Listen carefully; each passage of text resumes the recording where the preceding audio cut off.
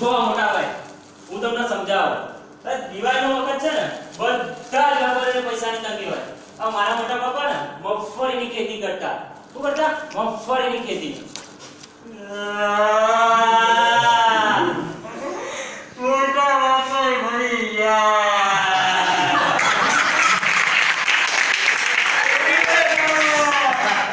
બધું જોતા જોતા મરી ગયા. અરે પૂછો તો કરી કે મરી ગયા.